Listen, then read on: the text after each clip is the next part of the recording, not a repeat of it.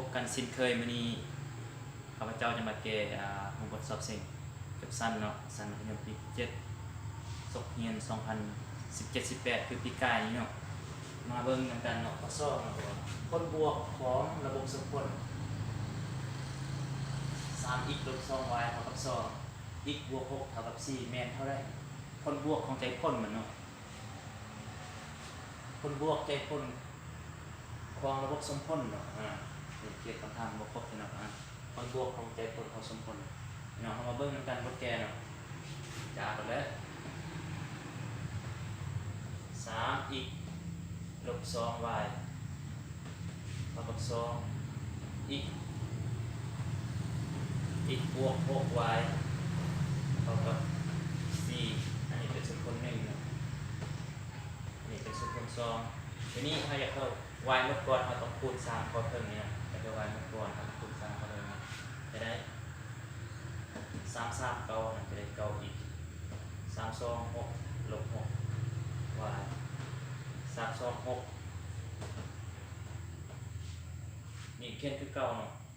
บวก6 y เท่ากับ4สมพล2คือเก่าแล้วนี่เราจะเอาสมพล1บวกให้สมพล2เราก็จะได้ตัวนี้มันก็จะเมิดไปนะ6กับบวก6ลบ6กับบวก6เมิดไป9บวก x 9บวก x ก็เหลือได้10 x นะ6บวก4ก็ได้10พอเอา x ก็ได้10หาร10ก็ได้1เมื่อได้ x เอาแทนใส่ทุกคนได้ก็ได้1แล้วสมพล2เนี่ยนี่อาจารย์แทนใส่1เนาะแทนใส่1ก็ได้แทนใส่1 3คูณ1ลบ2 y เท่ากับ2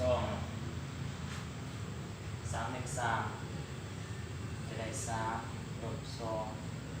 y เท่ากับ2ทีนี้ย้ายตัวนี้จาก3จากบวก3กลายเป็นลบเนาะกลายเป็นลบจะกลายเป็นลบ1เนาะอย่างนี้อันนี้กลายเป็นลบ1ลบ1ลบ2 y เท่ากับลบ1นี่เมื่อเราย้ายทอนเอา y ทอนเอา y เขาก็จะได้ลบลบกลายเป็นบวกได้1ส่วน2 1ส่วน2 y นี่เมื่อเราได้ค่าของ x เนี่ยก็ว่าคนบวกของใจพ่นตัวนี้เนาะคนบวกของใจพ่นตัวนี้เอาใจพ่น2อันนี้ x กับ y มาบวกกัน1บวกให้1ส่วน2มันจะได้2 1 2บวกนี่เป็น3ส่วน2ตัวนี้เราก็มาเบิ่งอยู่อันคำตอบที่เราทำมา3ส่วน2คือพอเลย3ส่วน2มันอยู่ในข้อกมาข้อเลยอันนี้ตัวนี้บ่ต้องงงเนาะคำตอบมันคำถามเพราะว่าคนบวกเราต้องพิจารณาคำถามให้ละเอียดก่อนจะแก้เมื่อเราได้ใจพ่นแล้วเอาใจพ่นมาบวกกันก็แล้วเลยเนาะตัวนี้ฝากถึงน้องๆไปศึกษาค้นคว้าเองเนาะใกล้ๆจีเซ็งแล้วเนาะแล้วก็อย่าลืมกดติดตามช่องของอาจารย์เนาะดาวเพชรกมุสตูดิโอเนาะแล้วก็อย่าลืมกด Subscribe ได้เนาะกดไลค์แล้วกด Subscribe อย่าลืมกดกระดิ่งเนาะขอบใจผิดพลาดประการใดก็เลยขอโทษขออภัยนำทุกคนเนาะการแก้อาจจะมีหลายวิธีเนาะแต่นี่ก็เป็น